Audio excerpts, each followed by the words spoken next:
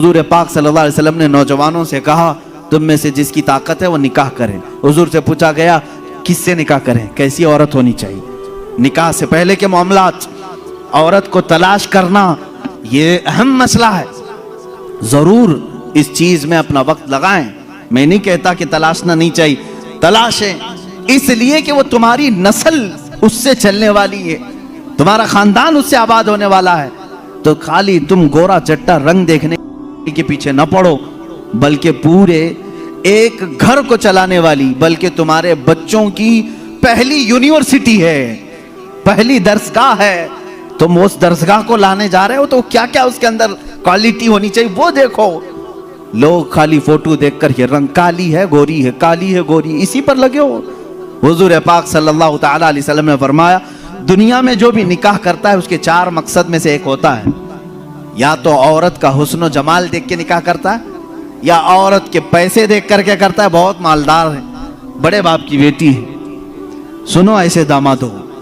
حضور صلی اللہ علیہ وسلم نے فرمایا یا تیسرا مقصد یہ ہوتا ہے کہ بڑے خاندان والی ہے، یعنی حسب و نسب اعلیٰ ہے، ہم تو شیخ تھے وہ پٹھان ہے، یا پھر اور کسی بڑے خاندان کی ہے۔ پہلا خوبصورتی، دوسرا پیسہ، تیسرا خاندان۔ حضور نے فرمایا چوتھا ایک مقصد ہے وہ اچھا ہے۔ حضور فرماتے ہیں یا تو پھر اس کے اخلاق و کردار دیکھ کر نکاح کرتا ہے، یہ 4 میں سے کوئی ایک۔ اور رسول کریم صلی اللہ علیہ وسلم نے ہر ایک کا ریزلٹ بھی بتایا۔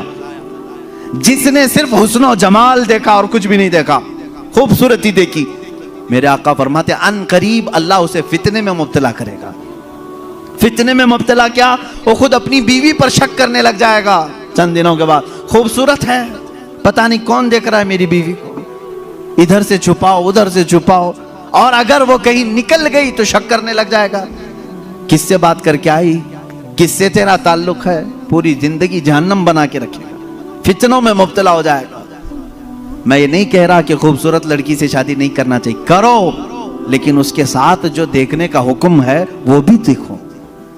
خوبصورت عورتیں، خوبصورت لڑکیاں تمہارے لیے نقصان دہ نہیں، اچھی ہیں، لیکن اس کے ساتھ جو دیکھنے کا حکم ہے وہ دیکھنا ضروری۔ میرے آقا صلی اللہ علیہ وسلم نے دوسرے نمبر پر فرمایا جس نے صرف مال دیکھ کر کے نکاح کیا، بہت پیسے والا گھر ہے، نکاح کرو اس سے، کیونکہ نکاح کے ساتھ گاڑی گھوڑا سب آئے گا۔ حضور پاک صلی اللہ علیہ وسلم فرماتے ہیں ان قریب اللہ اسے فقیر بنا دے گا، اسے محتاج بنا دے گا۔ ایسے دامادوں کو دیکھا ہے ہم نے، ہر ایک سے قرضے لیتے رہتے ہیں، ہاں سسور سے تو ملا ہی تھا لیکن برکت کچھ نہیں ہوئی، پھر اس سے 4 اس سے 4 اس سے 4 قرضے میں ہی ڈوبا ہے، اور یہ قرض کی لعنت اس کی ختم نہیں ہوتی۔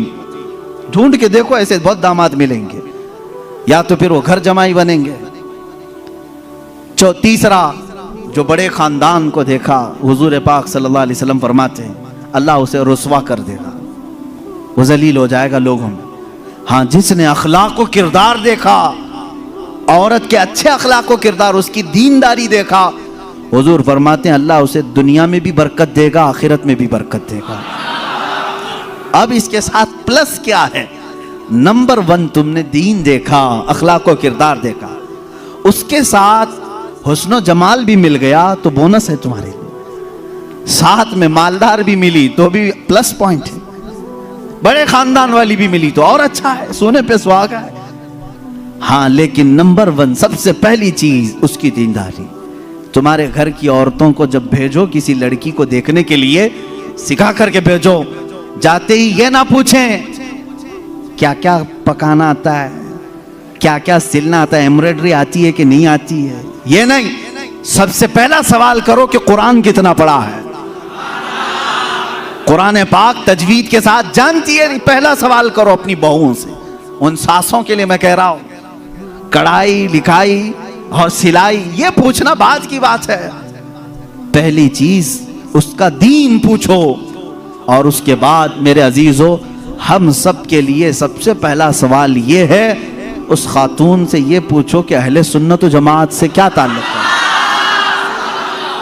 عورتوں کی طرف سے مرد کے گھر جائیں تو بھی یہ سوال ہو، اس لیے کہ یہ عشق مصطفیٰ کی جڑ ہے، اور جہاں جڑ خراب ہو تو پھل نہیں آ سکتے۔